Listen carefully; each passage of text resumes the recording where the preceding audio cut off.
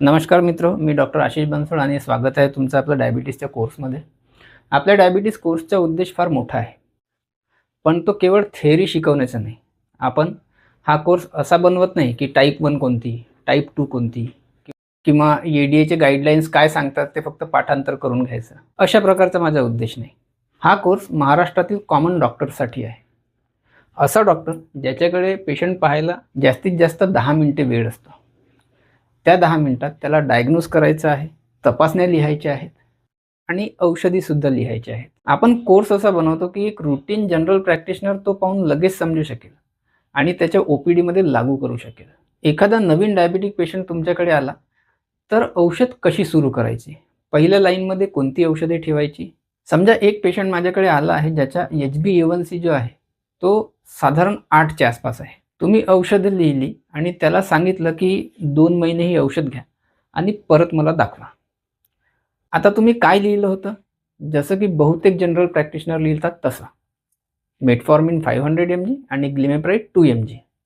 Regularly आपण लिहितो metformin 500 mg आणि ग्लिमेप्राइड 2 mg. हे सिन्स 2 महिन्यापासून पेशंटला सुरू आहे. हा आपला HbA1cचा पेशंट. आता सकाळ संध्याकाळ ह्या पेशंटला 2 mg आणि 500 mgच्या मेटफॉर्मिन ग्लिमेप्राइडचं कॉम्बिनेशन सुरू आहे. पेशंट औषधे घेतोय, 2 महिने झाले. तो पुन्हा तुमच्याकडे 2 महिन्यानंतर तपासणीसाठी आला आणि त्याचा HbA1c जो आहे तो पुन्हा 8च आला. मग आता 8चा 8 आला म्हणजे तुम्हाला आधी विचार येतो, मनातल्या मनात रागही येतो. हा एकतर दवाई घेत नसेल किंवा काहीतरी गोड खातोय किंवा डाएट फॉलो नाही करत आहे. पण ज्यावेळेस तुम्ही पेशंटला ही गोष्ट विचारता त्यावेळेस पेशंट म्हणतो की डॉक्टर मी प्रामाणिकपणे डाएट केलं आहे. 30 दिवसात एखाद 2 वेळा दवाई चुकली असेल पण बाकी वेळ नियमित औषध घेतली आहे म्हणून सांगतो. आणि तो सरळ सरळ विचारतो की सर दुसऱ्या डॉक्टरांना दाखवू का, सेकंड ओपिनियन घ्यायला पाहिजे का. आणि तुम्हालाही यातून थोडी भीती वाटते, कारण जर 30 पैकी 25-26 दिवस जरी त्यानं औषधी घेतल्या असतील तरी पण HbA1c मध्ये काहीतरी फरक पडायला हवा होता, पण काहीच बदल नाही. हीच खरी गडबड आहे आणि हीच गडबड आपल्याला सुधारायची आहे. ती कशी सुधारायची तीच मी तुम्हाला सांगणार आहे. आज आपण प्रॅक्टिकल गोष्टी शिकणार आहोत. अनेक वेळा पेशंट स्वतःच गडबड करतो. सकाळची शुगर कमी आली तर सकाळची मेडिसिन सोडून देतो, गोळी नाही खात. दुपारच्या जेवणानंतर जर समजून घ्या शुगर ठीक आली तर सायंकाळची गोळी घेतली तर घेतली, नाही तर नाही घेतली. म्हणून आजच्या क्लासमध्ये आपण शिकणार आहोत की फास्टिंग ब्लड शुगर आणि पोस्ट प्रँडियल ब्लड शुगर कशी मॅनेज करायची. आणि त्यातही फास्टिंगच्या माझे एक ऑलरेडी लेक्चर बनलेला आहे, तो तुम्ही बघून घ्या. आज आपण फोकस करू की पोस्ट प्रँडियल म्हणजे जेवणाच्या नंतरची शुगर कशी कंट्रोल करायची. लेक्चर खूप इंटरेस्टिंग आहे. कामाची ओपीडीमध्ये थेट वापरता येईल अशा प्रकारची माहिती आहे. उगाच थेओरीच्या बुकमध्ये घुसणार नाही. तर चला, समजा पेशंटचं नाव आहे मोठा भाई. हा आपला मोठा भाई पेशंट आहे. मोठा भाई नावासारखा जाडजूड आहे.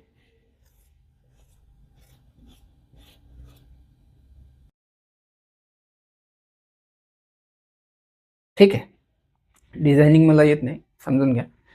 1 महिना आधी तुमच्याकडे ते आले होते. मेटफॉर्मिन 500 आणि ग्लिमेप्राइड 2 mg सुरू आहे पेशंटला. आता सकाळ संध्याकाळ जेवणापूर्वी ते घेत होते, डाएट पूर्ण फॉलो करत होते. गोड म्हणा किंवा मावा म्हणा, मैद्याच्या वस्तू म्हणा, भात म्हणा, बटाटे म्हणा, डॉक्टरांनी जे काही परहेज सांगितलं सर्व बंद. अगदी घासफूस टाईप डाएट सुरू केली होती. 2 महिने झाले. 2 महिन्यानंतर परत तपासणी केली. HbA1c पुन्हा 8चा 8. आता काय करायचं?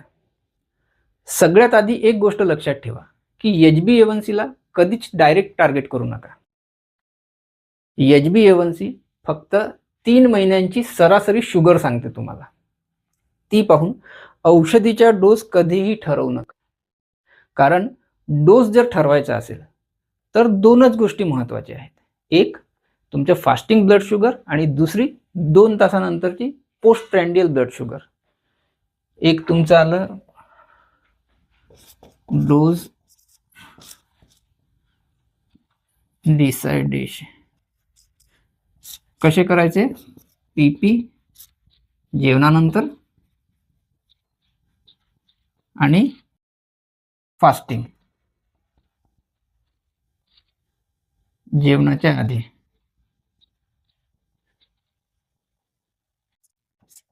बरं, ही जेवणाच्या आधीची शुगर म्हणजे कशी ते लक्षात घ्या. भरपूर वेळेस पेशंट लोक काय करतात की जेवणाच्या आधी म्हणजे सकाळी नाश्ता वगैरे कधीतरी करतात, पण तसं नाही. कमीत कमी 8 तास पोटामध्ये काहीच नको, पाणी सोडून. म्हणजे रात्रभर उपाशी आहे पेशंट आणि मॉर्निंगला फक्त पाणी सोडून दुसरं काहीच नाही, अशा प्रकारची शुगर घेतली त्याला आपण फास्टिंग शुगर म्हणतो. दुसरी गोष्ट, पोस्ट प्रँडियल शुगरमध्ये कोणते पेशंट 1.5 तासानंतर करतात, कोणते 2.5 तासानंतर करतात जेवणाच्या. तर ते तसं नको. एक्झॅक्ट 2 आवर 10 मिनिट और 2 आवरला 10 मिनिट मागायत, अशा प्रकारची ब्लड शुगर घ्यायची. जेवणाच्या नंतरची बरोबर 2 तासाच्या नंतरची, 2 तास 10 मिनिटं किंवा 2 तासाला 10 मिनिटं कमी आहेत, अशा प्रकारची शुगर घ्यायची. तिला आपण पोस्ट प्रँडियल म्हणतो. त्याचं कारण आपण लांबलचक त्याच्यामध्ये नाही जाणार, मी त्याचं डिटेल कधीतरी सांगेन तुम्हाला.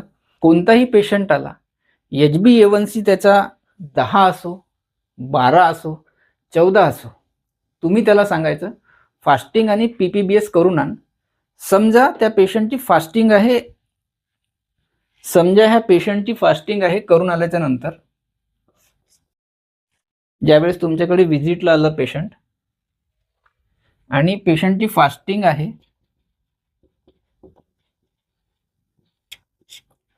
फास्टिंग निघाली समजा 85 आणि पेशंटची पोस्ट मील आली 2 तासानंतरची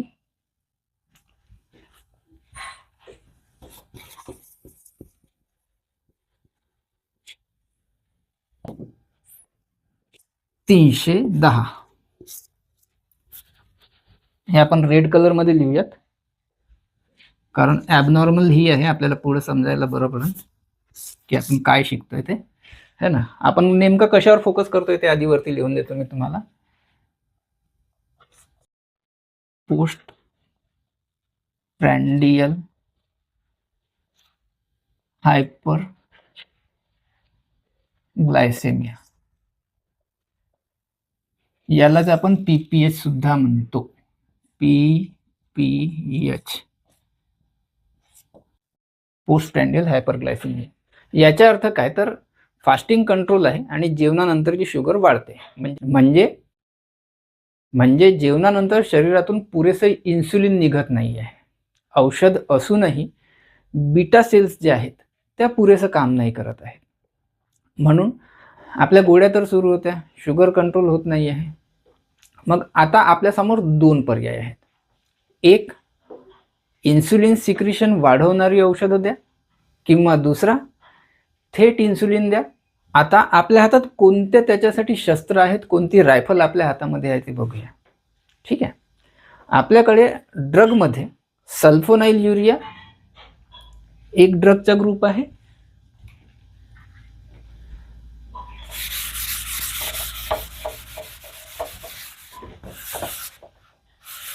हे असू द्या, तुम्हाला रेफरन्ससाठी बरं पडेल. फास्टिंग आणि हा PP. आपल्याकडे ड्रग्स आहेत. पहिला ड्रगचा ग्रुप आहे सल्फोनाइल युरिया.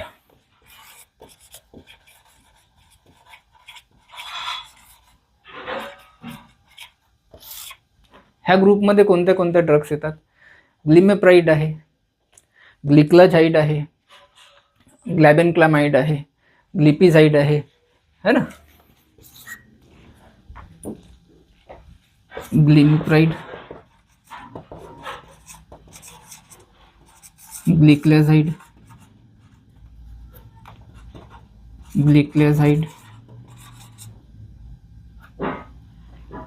तिसरा आहे ग्लॅबेनक्लामाइड, चौथा आहे ग्लिपिझाइड. ठीक आहे. हे झाले सल्फोनाइल युरियाचे ड्रग. ठीक. आता दुसरा आपल्याकडे एक आहे DPP-4 inhibitors. DPP-4 inhibitor, DPP-4 inhibitor. Sitagliptin, सिटाच्या आधी आपण विल्डा घेऊया. विल्डाग्लिप्टिन. दुसरा आहे सिटाग्लिप्टिन. तिसरा आहे सॅक्साग्लिप्टिन. चौथा आहे लिनाग्लिप्टिन.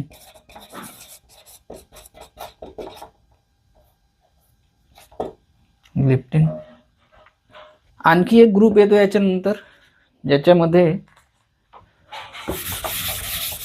फास्टिंग 85 आणि किती होतं आपलं 310. फास्टिंग इक्वल्स टू 85 आणि पोस्ट मील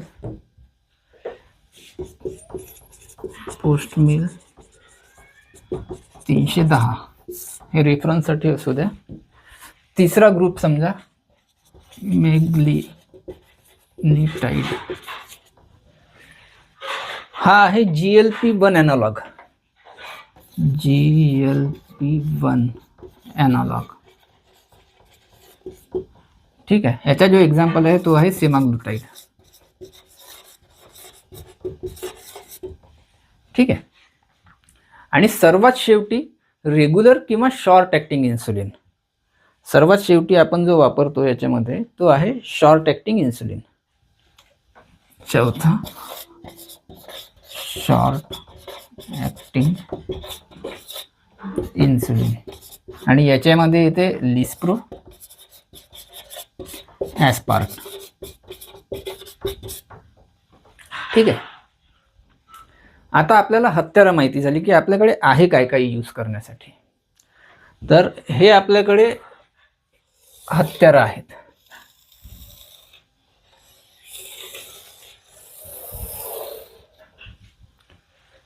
हे आपल्याकडे हत्यारं आहेत.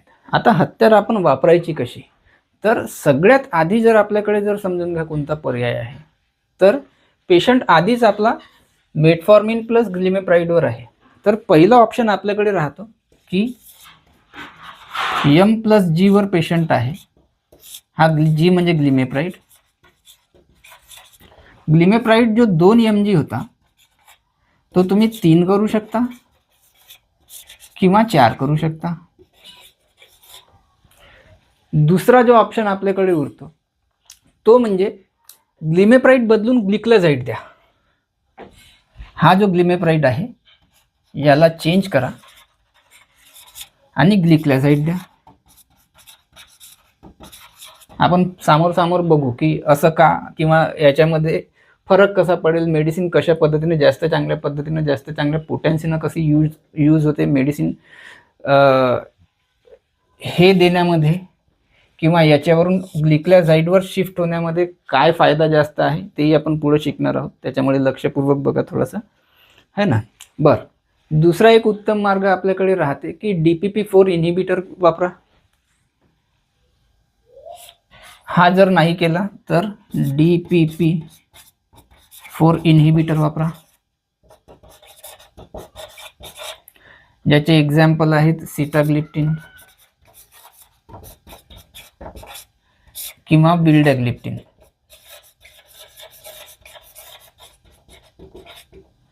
सिटाग्लिप्टिन वापरू शकता, विल्डाग्लिप्टिन वापरू शकता किंवा याच्या जागेवर ॲड करू शकता. हा जो ग्लिमेप्राइड आहे ना, ह्या ग्लिमेप्राइडच्या जागेवर एकतर ग्लिक्लाझाइड वापरा किंवा M जसाच्या तसाच राहील. आपला मेटफॉर्मिन जसाच्या तसाच आहे. मेटफॉर्मिन प्लस हे जे आहेत हे M plus metformin plus sitagliptin किंवा प्लस विल्डाग्लिप्टिन, आयदर धिस और धिस. ठीक आहे. किंवा तिसरा ऑप्शन आपल्याकडे राहते सेमाग्लुटाइड 3 mg OD सुरू करा. पोस्ट प्रँडियल शुगर एकदा कंट्रोल झाली की 3 महिन्यांनी HbA1c जो आहे तो आपोआप खाली येतो. मी फक्त प्रॅक्टिकल गोष्टी सांगतोय तुम्हाला, है ना, ह्या थेरॉटिकल गोष्टी नाहीत. किंवा सेमाग्लुटाईड वापरा, सेमाग्लुटाईड 3 mg OD. हे 3 ऑप्शन आपल्याकडे आहेत.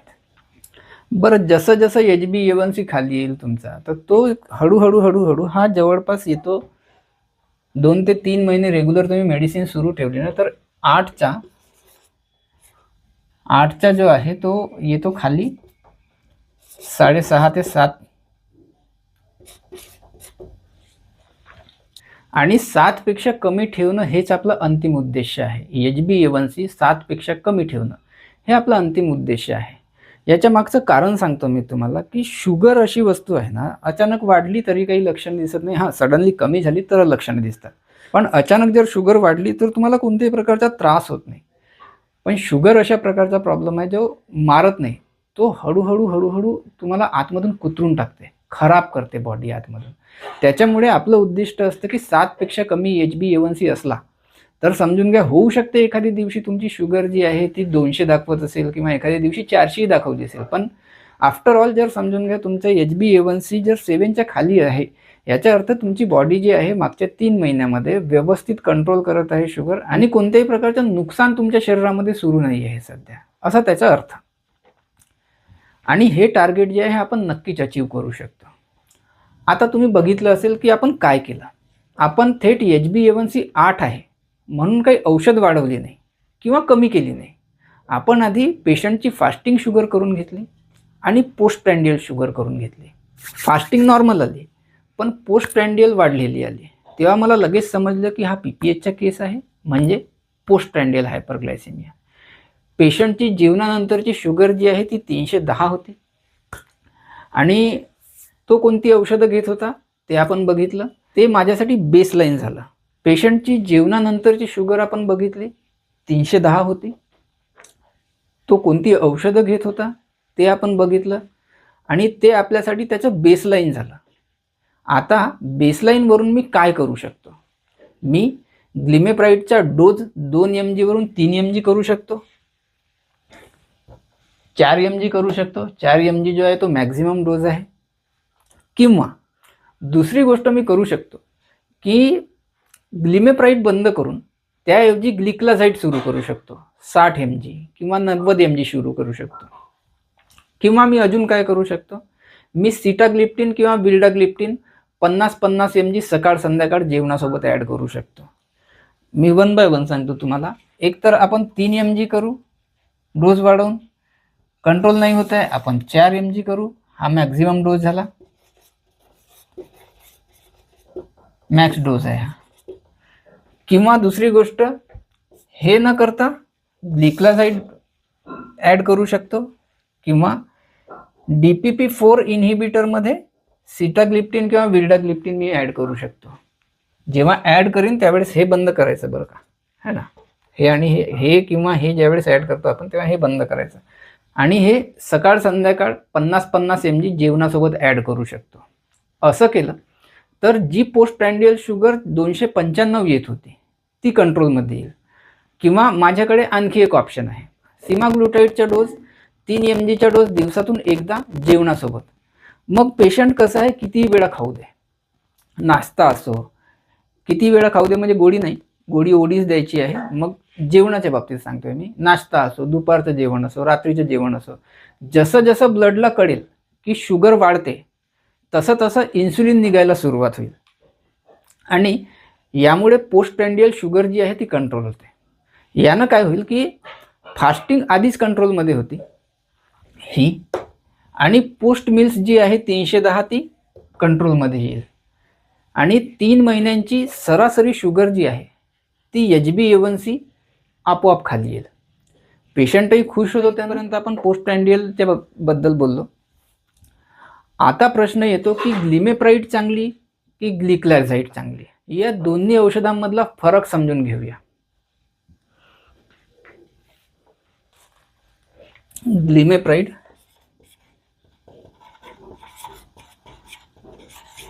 चांगली की ग्लिक्लाझाइड चांगली?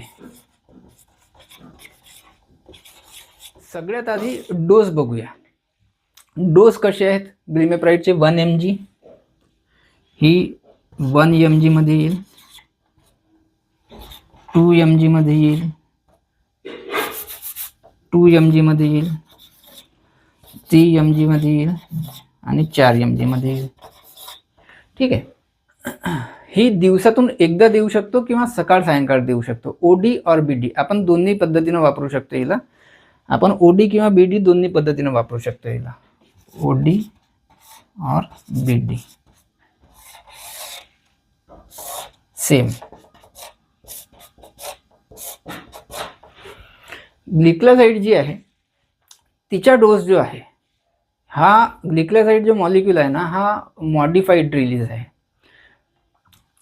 मॅक्स डोस जो आहे याचा, मॅक्स डोज 4 mg.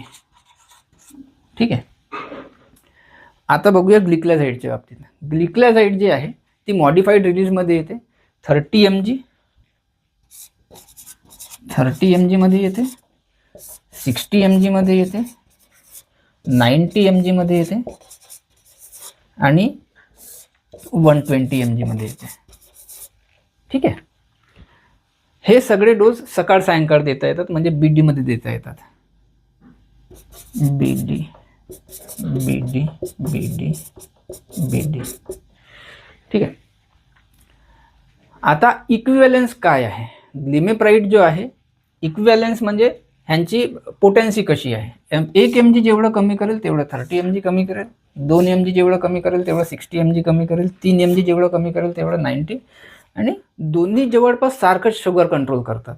दोन्ही औषधं सल्फोनाइल युरिया ग्रुप मधलीच आहेत, म्हणजे दोन्ही भावंड आहेत, है ना. पण मग फरक कुठे आहे? डायबिटीजमध्ये 2 मोठ्या गडबडी असतात. एक, लिपिड प्रोफाईल बिघडते आणि LDL कोलेस्ट्रॉल जो आहे तो ऑक्सिडाइज्ड होतं, बॅड कोलेस्ट्रॉल आपण ज्याला म्हणतो, थक्के बनायला सुरुवात होते. दुसरं म्हणजे कोॲग्युलोपॅथी, ब्लड जास्त गाढा होतो, बेसल्समध्ये थक्का बनायची प्रवृत्ती जी आहे ती वाढते. म्हणूनच डायबिटिक पेशंटमध्ये heart attack, myocardial infarction, stroke याचा धोका जास्त असतो. आता प्रश्न असा आहे की मी अशी औषध का निवडू नये जी शुगर तर कमी करतेच, पण सोबतच थोडा अँटीप्लेटलेट इफेक्ट, थोडा अँटी कोॲग्युलंट इफेक्ट आणि डिस्लिपिडेमियावरही फायदा देईल. इथेच ग्लिक्लाझाइड पुढे येते. ग्लिक्लाझाइडमध्ये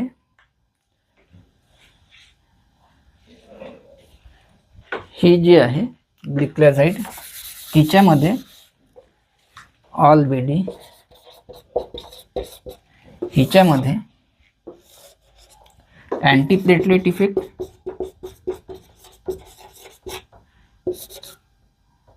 अँटीकोॲग्युलंट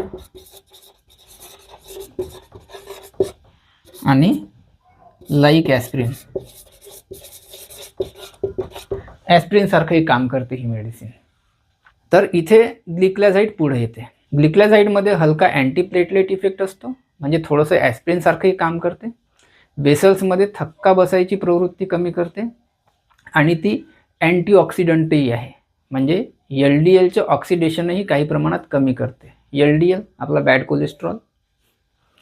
म्हणूनच जर तुम्हाला प्रॅक्टिसमध्ये ग्लिमेप्राइड आणि ग्लिक्लाझाइड यामधून निवड करायची असेल तर प्रिफर्ड ड्रग जो आहे तो ग्लिक्लाझाइड असला पाहिजे. ती एकाच वेळी अनेक कामं करते. महाग आहे का? तर नाही. ग्लिमेप्राइडपेक्षा साधारण 2-3 रुपयेच फक्त महाग आहे. म्हणूनच आजची मॉडर्न प्रॅक्टिस काय सांगते की जुने डॉक्टर जे आधी ग्लिमेप्राइड लिहायचे ते आता हळूहळू ग्लिक्लाझाइडकडे शिफ्ट होत आहेत. आणि नवीन डॉक्टर ज्यांच्याकडे अफोर्डेबिलिटी कमी असलेले पेशंट येतात ना, ते सुद्धा आता ग्लिक्लाझाइडच प्रिफर करतात आहेत. ग्लिमेप्राइड काही वर्षात हळूहळू मार्केटमधून आउट होऊन जाईल, कारण त्यात अँटीप्लेटलेट बेनिफिट नाहीत, अँटीऑक्सिडंट बेनिफिट नाहीत आणि शुगर कमी होईल, पण हार्ट अटॅक, स्ट्रोकचा रिस्क ग्लिमेप्राइडमध्ये जास्त राहतो.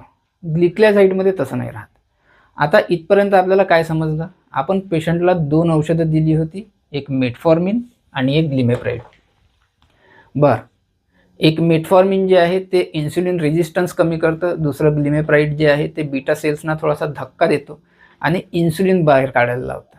दोन मधला फरक आहे बरं, मेटफॉर्मिन आणि ग्लिमेप्राइड. इन्सुलिन जे आहे ते सेलमध्ये जो शुगर जायला पाहिजे, जो ग्लुकोज मॉलिक्यूल जायला पाहिजे, त्याला मदत करते इन्सुलिन. तर ते इन्सुलिनला सेन्सिटाईज करायचं काम हे करतं आपलं मेटफॉर्मिन. आणि ग्लिमेप्राइड जी आहे ती आपल्या पॅनक्रियाजला गुदगुदी करते आणि इन्सुलिन बाहेर काढते. इन्सुलिन कमी पडत होतं म्हणून आपण डोस वाढवू शकलो असतो, पण त्यापेक्षा चांगलं म्हणजे औषध बदलून ग्लिक्लॅझाइड द्यायचं. किंवा अजून चांगला पर्याय जो आहे तो DPP-4 इन्हिबिटर आहे, म्हणजे ग्लिप्टिन्स. आता ग्लिप्टिन्स का बरं जास्त चांगले याच्या बाबतीत बघूया आपण. हा जो होता हा ड्रग होता सल्फोनाइल युरिया.